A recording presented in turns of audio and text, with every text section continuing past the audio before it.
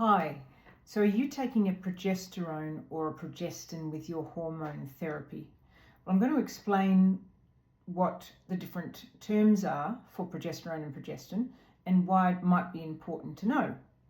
I'm Dr. G, specialist medical doctor and PhD in midlife moments hormones, and I explain all this and more in my book on midlife hormones.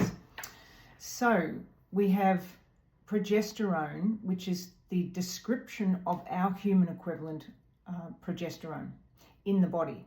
And we have progestins. Now, by their name, a progestin is, by definition, a non-human equivalent hormone.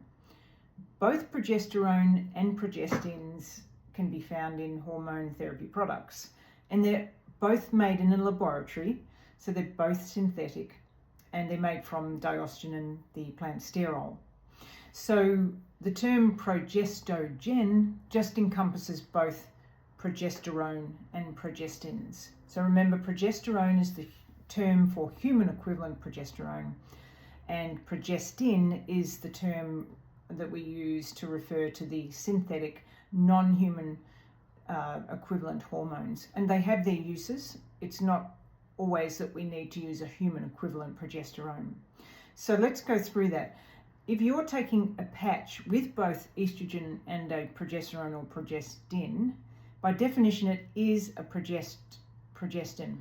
It's a synthetic non-human equivalent hormone because the doses required, if you wanted a patch, you cannot get the doses required if it's a progesterone. So in a patch, it's estrogen, probably human equivalent, and a non-human equivalent progestin. If you're taking a tablet, you may be having a progestin or a progesterone, and it usually is a micronized progesterone.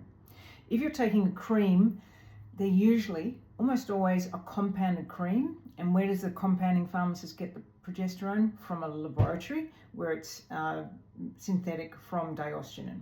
So creams are usually made up by compounders, but they use the same progesterone as used in some of the tablets or the micronized progesterone. Now, in next week's talk, I'm going to talk about why it's important for you to know what type of progesterone it is, because if it's a progestin, remember a synthetic non-human equivalent progesterone, it can have some adverse effects. Now, it can sort of offset the positive effects of estrogen therapy. So you might want to know and discuss it with your doctor. So see you next week.